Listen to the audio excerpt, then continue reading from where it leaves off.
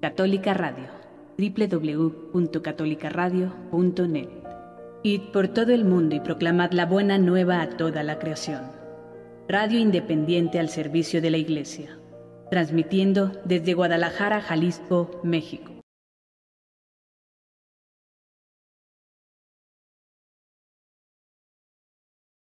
Bienvenidos amigos de Católica Radio a este su programa Historia de la Iglesia, un repaso de el álbum de nuestra familia, el álbum histórico de la familia que somos el pueblo de Dios, la Iglesia Católica, la Iglesia fundada por Cristo, que pues a lo largo de estos 2000 y pico de años que ya llevamos de existencia, pues hemos visto de todo, nos ha pasado de todo. Como ustedes recordarán, los que nos han seguido semana con semana, la semana pasada pues tuvimos que ver un par de siglos realmente tristes, realmente oscuros dentro de la historia de la Iglesia y bueno, pues también de la civilización europea de aquel momento. Bien, llegamos entonces pues al siglo X, un siglo muy interesante, muy cargado de acontecimientos muy importantes para la civilización occidental y para la Iglesia desde luego, y que vamos a ir desgranando poco a poco.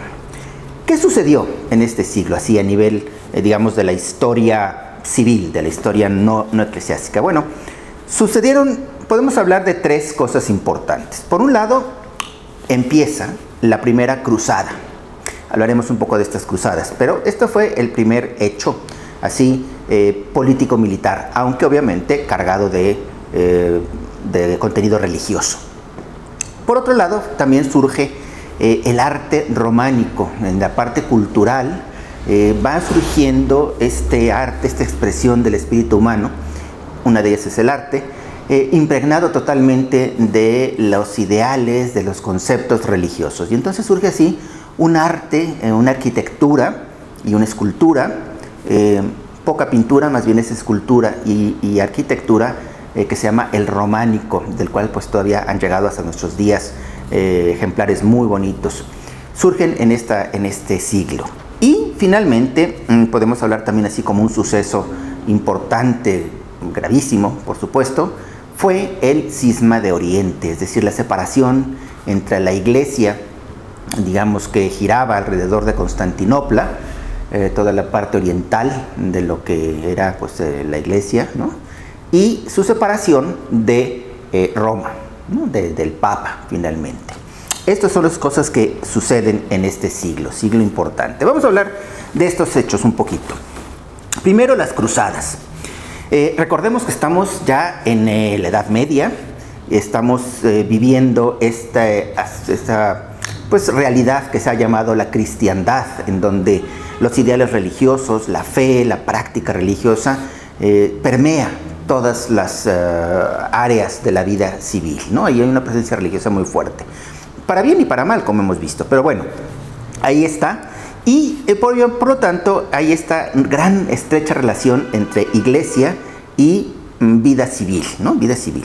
Por lo tanto, las decisiones de gobierno son tanto políticas como religiosas, ¿no? Y en este contexto es donde hay que entender las cruzadas.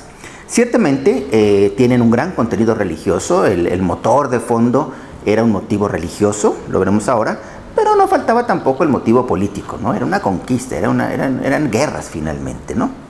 Hay que tener en cuenta que los musulmanes, el Islam, los árabes, seguían, en todo este periodo, seguían amenazando a Europa.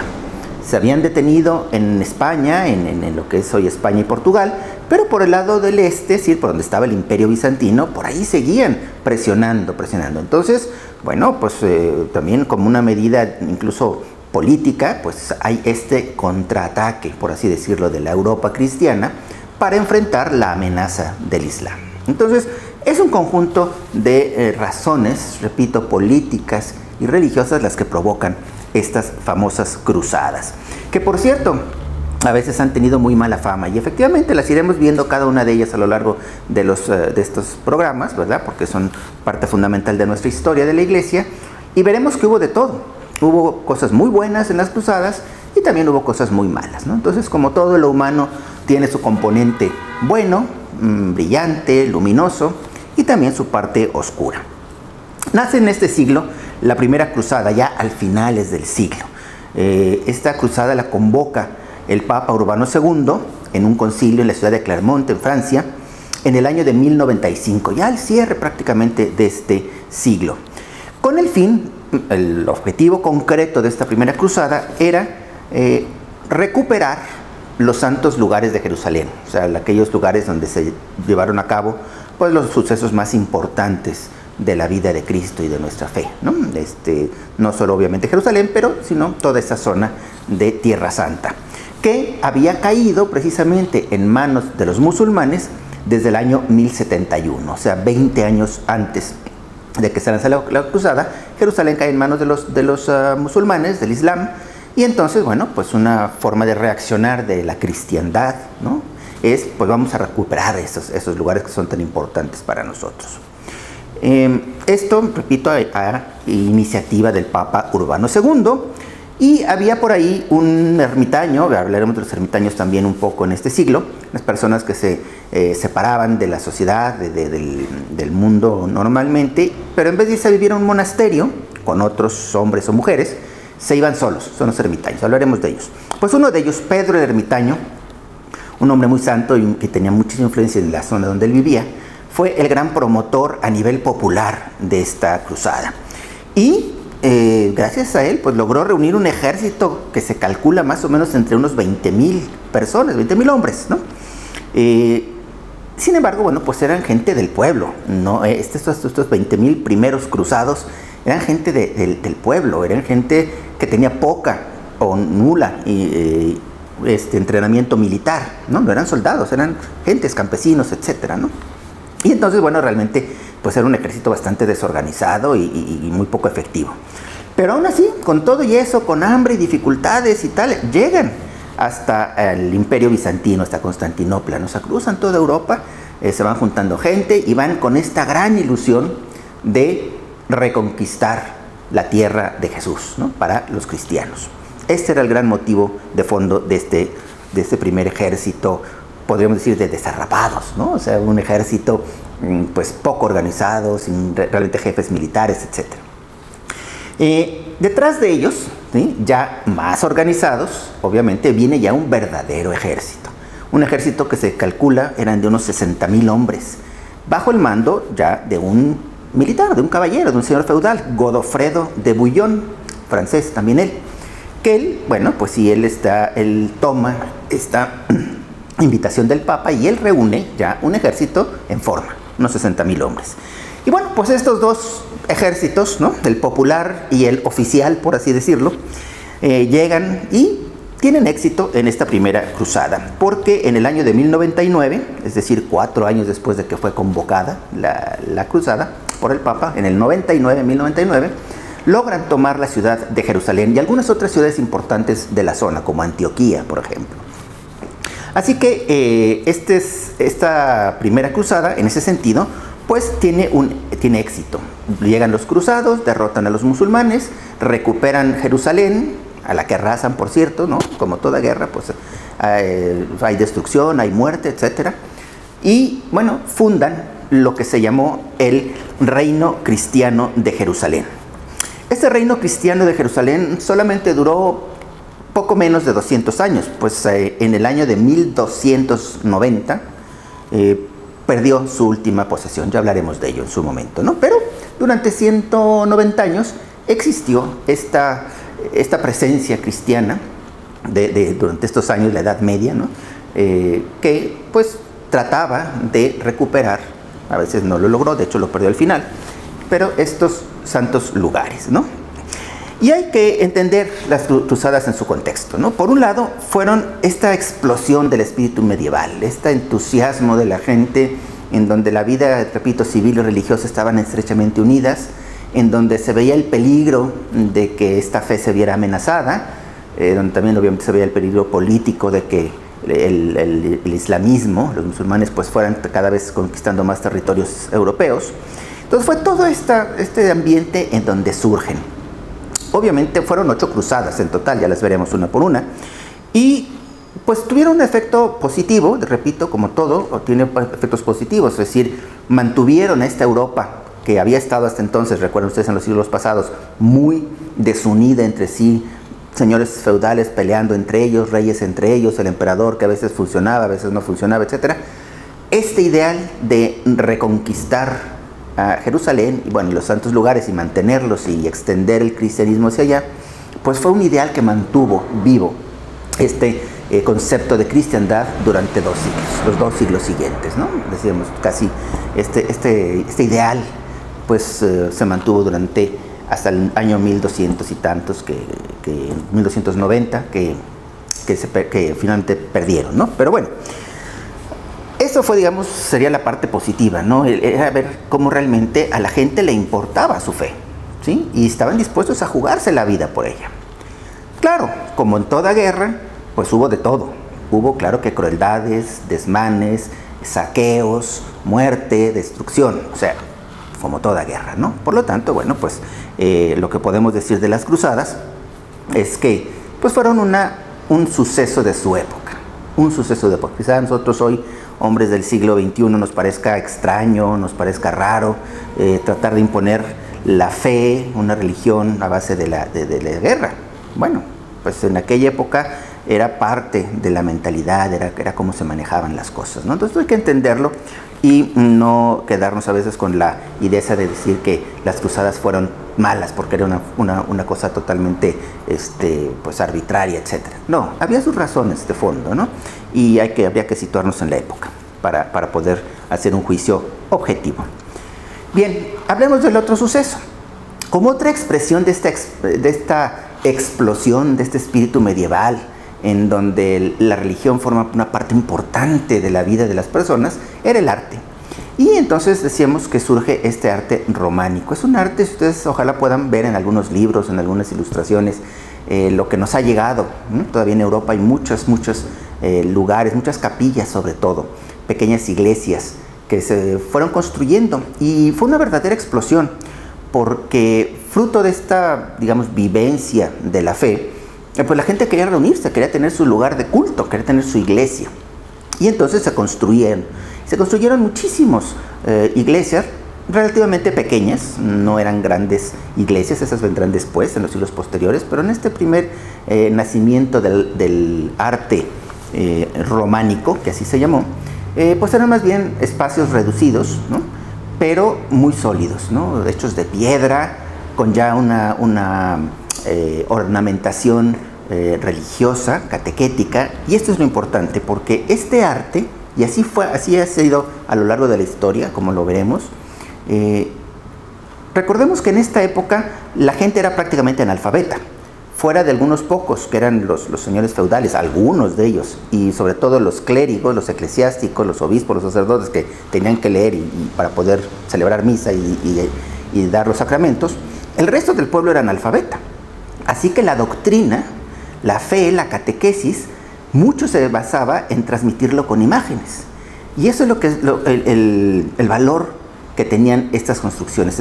Las cubrían con escenas de la Biblia, con escenas del Evangelio, y entonces así se propagaba la fe entre el pueblo que no sabía leer. No servía de nada haberles dado un libro, un catecismo, no había en aquella época. Entonces, aparte de la predicación oral, ¿no? Las homilías, los sermones, pues lo único que tenían estas gentes eran las imágenes, lo visual, lo que podían ver y tocar. Y entonces este arte románico es la primera, aquí en esta parte del mundo, donde se va expandiendo y va llegando a los pueblitos más remotos, a las aldeas más lejanas, estas capillas, estas iglesias, con su contenido catequético, ¿no? O sea, es como la gente va aprendiendo, conociendo la fe. O sea que fue un desarrollo importante. Y luego el otro gran suceso, que es un suceso triste, es un suceso desgraciado, pues es el cisma de Oriente, la separación de lo que hoy llamamos la Iglesia Ortodoxa de la Iglesia de Roma, de la Iglesia Católica. Hablaremos de este cisma ahora en cuanto regresemos de este pequeño corte. Católica Radio, www.catolicaradio.net. Id por todo el mundo y proclamad la buena nueva a toda la creación. Radio independiente al servicio de la Iglesia, transmitiendo desde Guadalajara, Jalisco, México. Bienvenidos de regreso, amigos de Católica Radio. Aquí estamos en su programa Historia de la Iglesia, hablando del siglo XI, siglo medieval, ya totalmente metidos en la Edad Media, en la edad de la cristiandad. Y hablábamos de los sucesos que suceden en este siglo. Y vamos a hablar del otro gran suceso de este siglo, que es el cisma de Oriente. La separación entre las iglesias latina de Roma y la iglesia griega de Constantinopla. Como hemos visto, esta ruptura, y lo hemos visto en los siglos pasados, pues no fue de un día para otro. Fue una ruptura que se gestó ya desde el siglo V debido a la herejía monofisista, ¿se acuerdan que hablamos de ella? Y que ya había hecho un primer cisma que afortunadamente en aquel momento solo duró 30 años. Lo pudieron arreglar más adelante tanto el Papa como el emperador y el patriarca de Constantinopla, y bueno, fue una ruptura temporal de unos 30 años nada más. Pero ahí quedaban esas tensiones. Por otro lado, ¿se acuerdan ustedes que también hubo una gran tensión entre Constantinopla y Roma con el tema de las imágenes? El tema de las guerras entre los iconoclastas, o sea, las gentes que no querían, allá en el Oriente, en la parte griega, que no quería el emperador, ¿se acuerdan? El emperador que no quería, o creía que era pues idolátrico el adorar imágenes, el tener imágenes religiosas. Y eso causó un problema porque el Papa pues, no estuvo de acuerdo con ello, y también hubo ahí fricciones importantes. Más recientemente estuvo el tema del patriarca Focio, ¿se acuerdan? El del siglo IX, que hablamos la vez pasada, que todavía abrió más esta brecha, ¿no? ¿Se acuerdan que pues él no aceptaba y criticaba que en la iglesia latina, en el credo, se hubiera puesto, ¿se acuerdan? A instancias de Carlomagno, el tema de que el Espíritu Santo procede del Padre y del Hijo, que en latín se dice filioque, ¿no? Y Focio, ¿se acuerdan que también él había dicho que no? Y bueno, hubo fricciones y tal, tuvo el Papa que mandar a sus representantes, en fin, se hizo ahí un problema. Bueno, pues todo esto venía gestándose. Venían gestándose estas separaciones, esas tensiones entre Roma y Constantinopla. Podríamos decir que hubo razones para esta ruptura, pues de todos los tipos, de tres tipos, ¿no? Razones políticas, ¿no? ¿Por qué? Por ejemplo, la iglesia bizantina, la iglesia de Constantinopla, siempre estuvo muy ligada al emperador. Siempre estuvo muy ligada al emperador. Lo hemos visto a lo largo de los siglos como pues había esta unión muy cercana entre emperador de Constantinopla, emperador del imperio bizantino, y el patriarca de Constantinopla y todos los patriarcas de esa zona, ¿no? Como vimos, el Papa, para defender su independencia en este caos que existía en el lado occidental de Europa, se alió con los francos, con el pueblo de los francos, con Carlomagno y con todos sus descendientes, etc. Entonces, de alguna manera, pues esto causó tensiones, porque esto lo entendieron los emperadores de Oriente pues como una traición del Papa. O sea, ya el Papa ya no apoyaba solamente al emperador de Bizancio, sino que ahora también apoyaba acá a un emperador de este lado, ¿no? Del lado occidental. Entonces, pues esto causaba, desde el punto de vista político, pues tensiones y problemas y fricciones, ¿no? Había también culturales, había una división cultural importante. Los latinos no entendían el griego, no hablaban griego, no lo entendían. Y los griegos no hablaban latín, no entendían latín. La liturgia pues de la zona europea, digamos occidental, pues era en latín. Y la liturgia, los libros, la fe, todo se transmitía en griego, ¿no? En la otra zona. Entonces había ahí una separación cultural importante. Para los bizantinos, los latinos eran unos incultos salvajes, ¿no? Porque acuérdense que cómo vinieron estas invasiones de los pueblos del norte, germánicos, etcétera, y eso era los que constituyeron Europa. Entonces, para los bizantinos eran pueblo salvaje. Para los latinos, los griegos eran como gentes raras que se preocupaban mucho de sus atuendos y de las formas externas de cómo hacían las cosas, y no lo entendían. Entonces no se entendían, eran dos culturas diferentes. Y luego también, bueno, pues estuvieron las razones religiosas, las razones dogmáticas religiosas, ¿no? Los griegos le criticaban a los latinos que habían cambiado algunos ritos, algunas costumbres, ¿no? ¿Por qué? Pues porque para los orientales, para la zona griega de Bizancio, es muy importante el rito. El rito para ellos es la fe que actúa, que se expresa, que se hace vida, por así decirlo. Entonces, para ellos, si cambias el rito, estás cambiando la fe. Por eso se da tanta importancia en la Iglesia Ortodoxa, incluso hoy, pues a todas las cosas externas, los hábitos, la barba que usan los sacerdotes, la liturgia en sí es una liturgia muy bella, pero muy complicada. Pero es que para ellos es muy importante esto, va unido el rito con la fe. Para los latinos no era tanto así, o sea, había muchos ritos. ¿Se acuerdan ustedes que había varios ritos de cómo decir la misa y cómo impartir los sacramentos a lo largo de Europa? Y no pasaba nada. Es decir, todos eran válidos, todos eran aceptados porque la fe de fondo era la misma, ¿no? Bueno, pues estas son dos perspectivas diferentes entre cómo lo veían los griegos y cómo lo veían los latinos.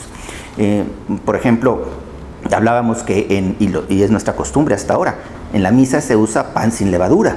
Bueno, los griegos usaban y usan pan con levadura. Bueno, pues eso era un problema, cómo se debería de hacer las cosas, ¿no? En fin, y lo más importante, digamos, ya a nivel más teológico, más del dogma, la Iglesia Católica, nosotros decimos que el Espíritu Santo procede del Padre y del Hijo. Lo recitamos todos los domingos en el credo, así. Los griegos, la Iglesia de hoy ortodoxa, dice que el Espíritu Santo procede del Padre por el Hijo, o sea, a través del Hijo, ¿no? Bueno, pues es una diferencia importante, teológicamente tiene sus consecuencias, y estas eran las tensiones que había, ¿no? Entonces decíamos políticas, culturales, religiosas, ¿no? ¿Qué hizo la Iglesia? Estos son los hechos. ¿Qué pasaba en la Iglesia? ¿Cómo respondió la Iglesia ante estos desafíos de este siglo XI? Bueno, por un lado, Dios hace surgir nuevas órdenes religiosas y surge el movimiento erenítico. ¿Qué es esto? Bueno, ahí hay dos personajes importantes. San Romualdo, que funda una orden que hoy no es muy conocida aquí en esta zona, pero en Europa tuvo mucha importancia, la orden de la Camáldula, los camaldulenses, en el año 1018. Y San Bruno, otro gran santo de la Iglesia, establece la orden de la Cartuja. La Cartuja se llama así porque se fundó en un lugar en Francia que así se llama en francés. Entonces son los cartujos. Y estos dos son nuevos movimientos monásticos que tuvieron muchísima influencia en mantener viva la fe y en propagar la fe en Europa. Recordemos, hablábamos en la sesión pasada, que la orden de Cluny, ¿se acuerdan? Que había nacido en el siglo IX, X, y que empezó a tener gran florecimiento y una gran influencia también en la sociedad. Pues ahora, en este siglo, llega a su culmen, llega a su apogeo. Está en su mayor esplendor la orden de Cluny. Con un pequeño problema, hay que decirlo. Cuando la Iglesia se vuelve rica y poderosa, empieza a corromper. ¿Sí? Así ha sido la historia. Y esto le pasó un poco a Cluny. Habían tenido ya tanta influencia, había muchos monasterios que seguían la regla de Cluny, de este monasterio, que se había vuelto el más importante, y se habían vuelto ricos. O sea, les habían regalado, les habían concedido tierras, les habían regalado muchas cosas, y también esto provocó que se relajaran las costumbres. Entonces, por un lado era una influencia muy importante, pero empezaba a alejarse de la verdadera regla monástica benedictina, ¿no? de San Benito, que era la que había regido a todos estos monjes más o menos de una forma o de otra a lo largo de estos siglos. Y entonces estas dos nuevas órdenes monásticas, la de la Camáldula y de la Cartuja, vienen a renovar el movimiento monástico, ¿no? Y también hay otra orden que surge a finales ya prácticamente de este siglo, que es la orden del Cister, los cistercienses. Los cistercienses también, eso sí los conocemos, hemos oído hablar más de ellos. Precisamente un abad de los de Cluny, es un gran nombre, el abad Roberto, Él se da cuenta pues de que la orden de Cluny ya está, pues tiene ahí los gérmenes de la corrupción metidos adentro, y entonces dice, no, esto hay que volver a renovarlo. Se va él de este convento. Él estaba en el convento de una ciudad que se llama Molesmes, en Francia, y con un grupo de monjes benedictinos intenta volver a hacer lo que era Cluny al principio, ¿no? Y funda en un lugar que se llamaba Cister, ¿no? En Francia también, la Orden del Cister, un nuevo monasterio, allá en Francia en el 1098, o sea, ya a finales de este siglo. Y en esta orden también, así como la Cartuja y como la Camáldula, son órdenes que vuelven a tomar esa pureza de la regla de San Benito, ¿no? O sea, ese rigor, la pobreza, la oración, el trabajo, la entrega a los demás, etcétera. Cada quien con su estilo, pero vuelven a estos fundamentos importantes de la vida monástica, ¿no? Gracias a ello, pues se expande, sigue habiendo ahí una presencia viva y positiva de la iglesia entre el pueblo, ¿no? Entre estos monasterios. Estos monasterios, muchos de ellos dieron origen a primero aldeas alrededor de ellos y luego ciudades. Entonces hay muchos de estos monasterios allá en Europa que están en el centro ahora de una ciudad grande, ¿no? ¿Por qué? Pues porque fueron los que dieron origen a estas ciudades, ¿no? Por ejemplo, una característica, este es un dato con el que nos vamos al corte, una característica de estos cistercienses, de la orden del Cister, era que a diferencia de la orden de Cluny, el abad principal de los cistercienses no tenía una autoridad sobre los demás monasterios cistercienses, una autoridad, digamos, de jurisdicción, aunque sí le reconocían todos, pues que era digamos, una autoridad moral, ¿no? Entonces, pero realmente cada abad, cada monasterio era independiente. A diferencia de Cluny, en Cluny no, el abad de Cluny era, por así decirlo, el superior, el jefe, el director de todos los demás monasterios, ¿no? Eran unas diferentes estructuras, una estructura jerárquica, piramidal, la de Cluny, y la del Cister, una más de tipo familiar, ¿no? Donde formaban, en fin, cosas que fueron renovando la iglesia, ¿no? Poco a poco, ahí se vemos la mano de Dios, cómo va llevando a su iglesia en medio de todas estas cosas. Bien, tenemos que seguir hablando de este tema de cómo responde la iglesia a este siglo, también turbulento como todos, y hablaremos de ello ahora que regresemos de este corte. Católica Radio, www.catolicaradio.net. Id por todo el mundo y proclamad la buena nueva a toda la creación. Radio independiente al servicio de la iglesia. Transmitiendo desde Guadalajara, Jalisco, México. Bienvenidos de regreso otra vez, amigos de Católica Radio, al programa Historia de la Iglesia. Y estamos hablando de la respuesta de la Iglesia a los acontecimientos de este siglo XI. Hablábamos de la orden del Cister, de la orden de la Camáldula, de la Cartuja, de los cartujos, de Cluny. Otra cosa que surge en este siglo, a finales del siglo, es un gran movimiento eremítico. Los eremitas eran hombres y mujeres que se retiraban del mundo, se retiraban de las actividades mundanas y se iban, en vez de irse a un monasterio, a unirse a alguna de estas órdenes monacales, se iban a los desiertos, a una cueva, a una isla, a un bosque, a un desierto, ¿sí? Se iban y se retiraban de ahí, del mundo, ¿no? Y eran los eremitas, con la idea de vivir solamente para Dios, con la idea de vivir solamente pues en meditación, en penitencia, etc. Pero pues muchos de ellos, la gente de alrededor, los reconocía como hombres pues, y mujeres de una gran santidad, de una gran piedad, y se formaba un grupo de discípulos alrededor de ellos, ¿no? Y así, esto también fue otro de los elementos que pues Dios suscitó al finales de este siglo, precisamente para mantener viva a la iglesia, mantener siempre este vigor que la iglesia nunca ha perdido a pesar de las dificultades. Uno de estos, ya dijimos, uno de estos eremitas fue Pedro el ermitaño, quien predicó, quien promovió, por así decirlo, entre el pueblo la primera cruzada. Ya lo comentamos.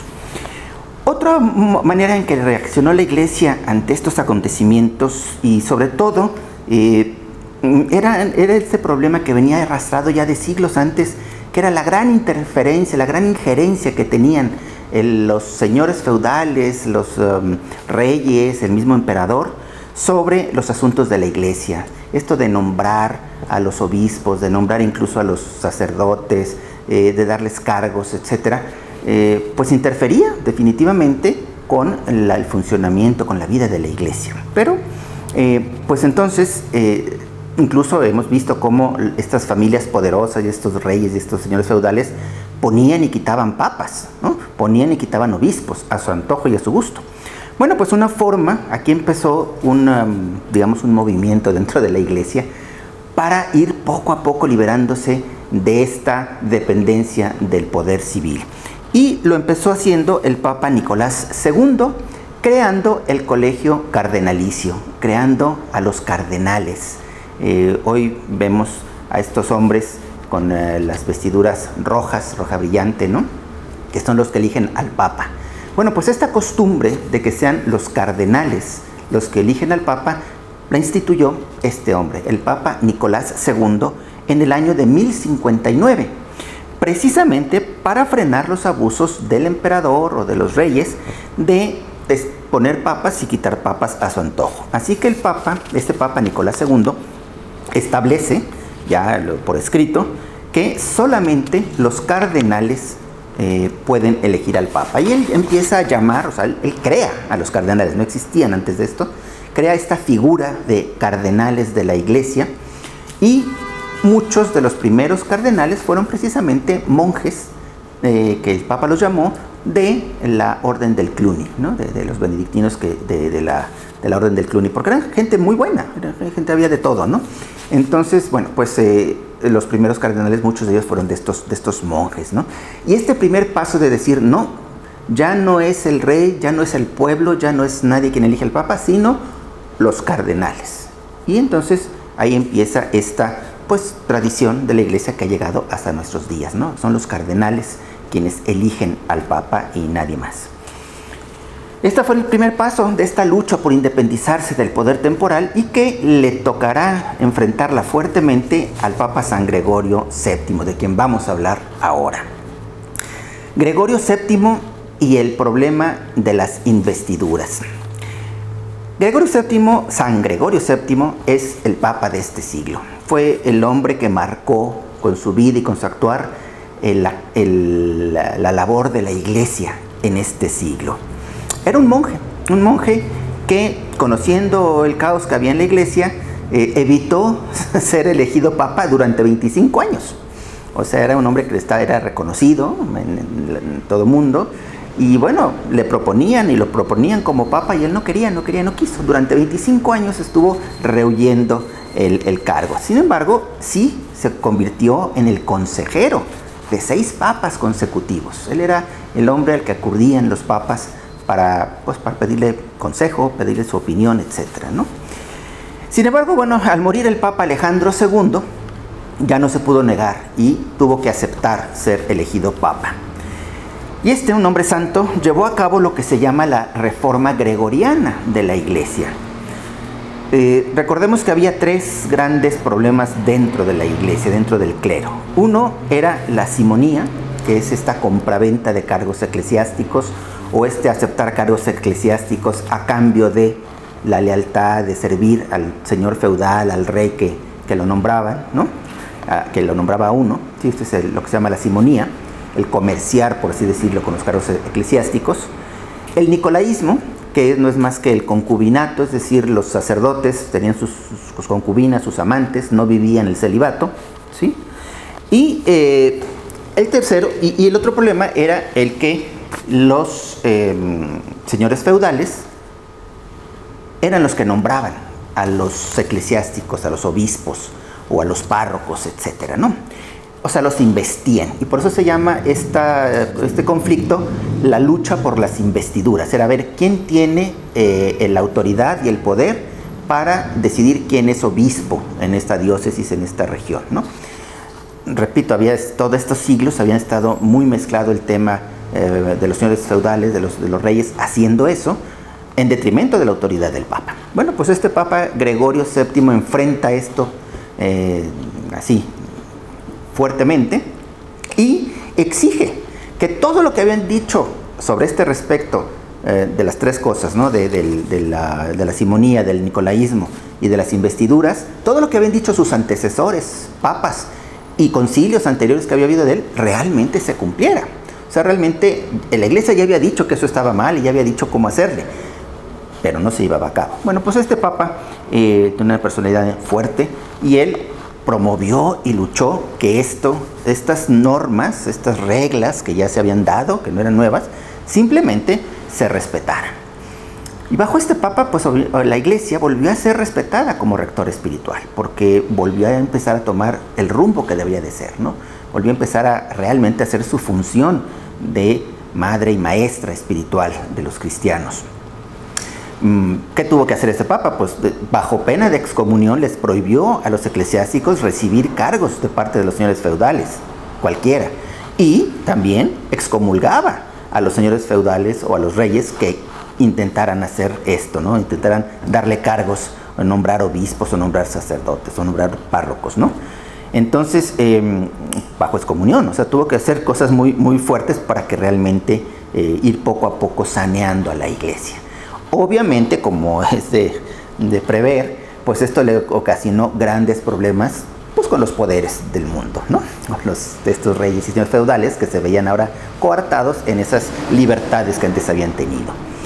Se enfrentó, y este fue el gran enfrentamiento que tuvo este papa, Gregorio VII, con el emperador que le tocó en turno, un emperador que se llamó Enrique IV, emperador alemán, quien se opuso, quien él quería manejar a la iglesia a su antojo. De hecho, antes de Gregorio VII, ya este emperador se había opuesto a la elección de Alejandro II, el papa anterior a Gregorio, y este emperador había nombrado un antipapa, ¿no? O sea, en fin, o sea, así se manejaban las cosas. Bueno, ahorita vemos cómo se enfrentaron estos dos personajes, el papa San Gregorio VII y Enrique IV. Pues resulta que Enrique IV no aceptó estas directrices del Papa y el Papa pues tuvo que excomulgarlo. Así que el Papa excomulgó al emperador y le prohibió reinar sobre los territorios que gobernaba, ¿no? Este hombre, fingiendo un gran arrepentimiento, ¿sí?, le escribe al Papa, le pide perdón y el Papa lo hace ir a un pueblo que se llama Canosa, una fortaleza, realmente no es un pueblo, es una fortaleza, un castillo en el sur de la ciudad italiana de Parma, donde estaba el Papa estaba ahí, y lo obliga a venir al emperador y lo hace hacer penitencia, antes de absolverlo y perdonarlo. Gregorio conocía bien a este Enrique IV y sabía que no era mucho de fiar, pero pues como buen pastor, el otro pide perdón, hace penitencia, etcétera, y lo perdona y le levanta la excomunión a Enrique IV. Pero tras esta farsa, tras este falso arrepentimiento, Enrique IV vuelve a las andadas, convoca un concilio en Maguncia, ya en su tierra, allá en Alemania. Enrique IV, él convoca un concilio, a obispos, etcétera, y ese concilio nombra un antipapa que se llamó Clemente III. Y este Clemente III obviamente pues corona emperador a Enrique, o sea, lo ratifica como emperador y lo vuelve a coronar, ¿no? Y un grupo de obispos cómplices del emperador de Enrique IV deponen, o sea, dicen a Gregorio VII, dicen que Gregorio VII no es el papa.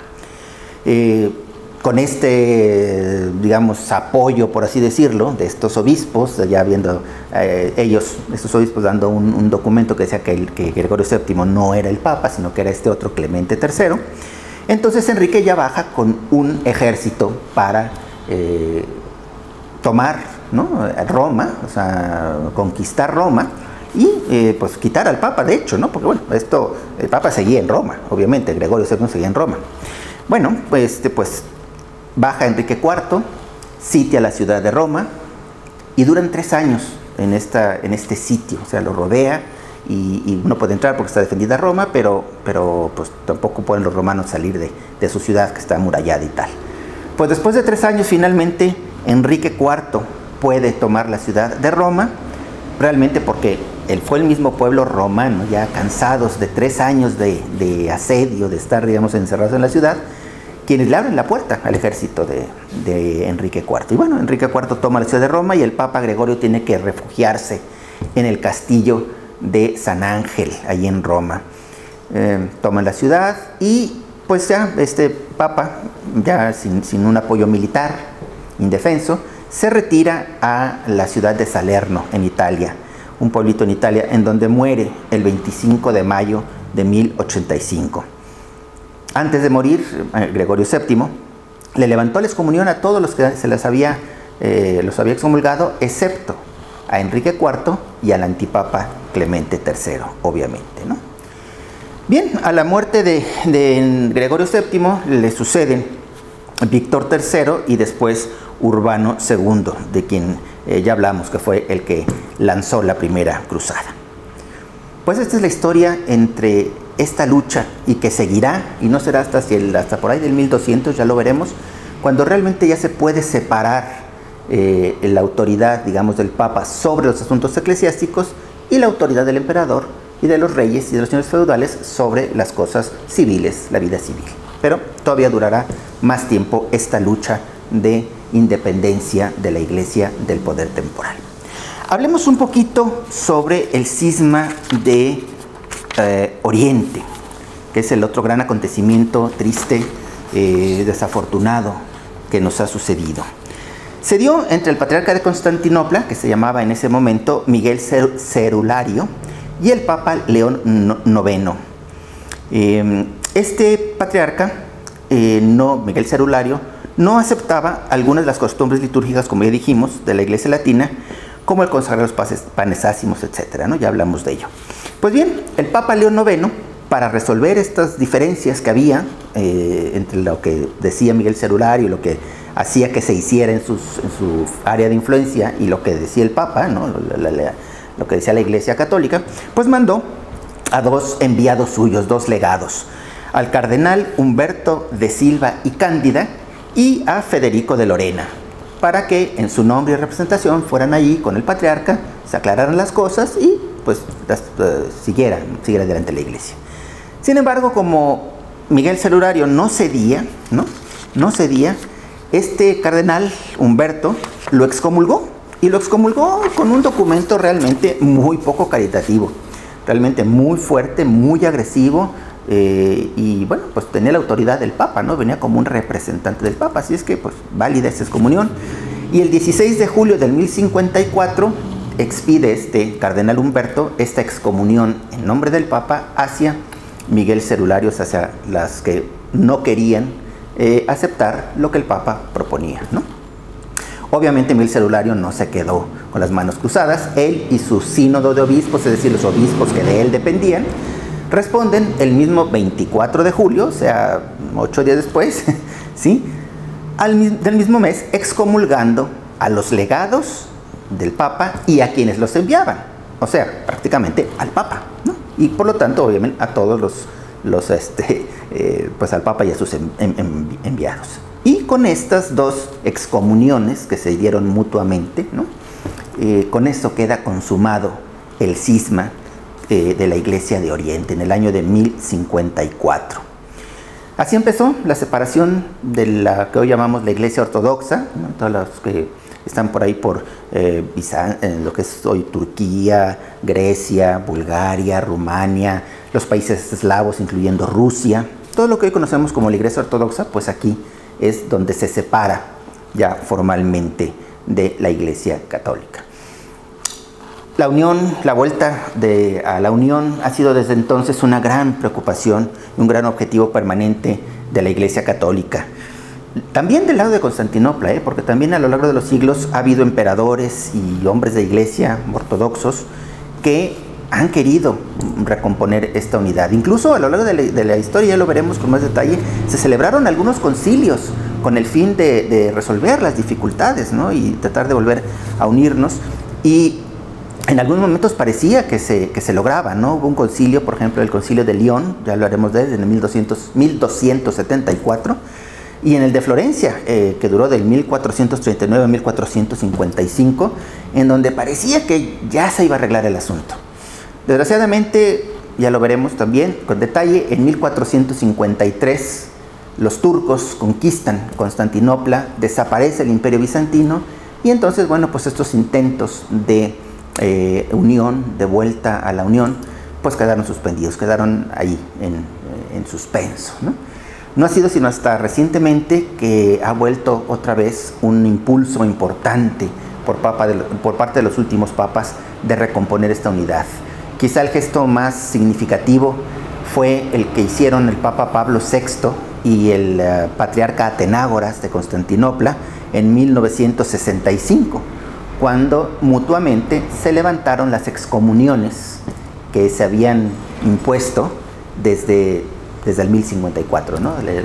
Levantaron la excomunión a Miguel Celurario y sus seguidores, y eso lo hizo Pablo VI, y el patriarca Atenágoras levantó la excomunión a los legados del Papa y a quienes los enviaban. Entonces, bueno, pues eso fue un gesto, digamos, para quitar las piedras del camino, ¿no? Y desde ahí, bueno, no es desconocido cómo los siguientes papas, Juan Pablo II, Benedicto XVI y sobre todo Francisco, bueno, todos estos papas han estado buscando activamente esta unión que ojalá pues el Espíritu Santo nos conceda. Y así terminamos y cerramos este siglo XI, siglo también turbulento, siglo también de grandes luces, grandes cosas importantes como estas órdenes monásticas, las cruzadas, etcétera, pero pues también un siglo que no estuvo exento de sus problemas, de sus conflictos. Y bueno, como hemos visto hasta ahora, la historia de la Iglesia nunca ha sido un camino de rosas, ¿no?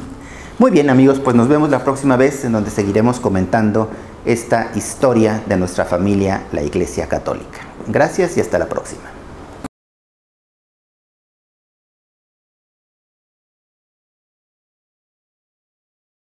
Católica Radio, www.catolicaradio.net. Id por todo el mundo y proclamad la buena nueva a toda la creación. Radio independiente al servicio de la Iglesia, transmitiendo desde Guadalajara, Jalisco, México.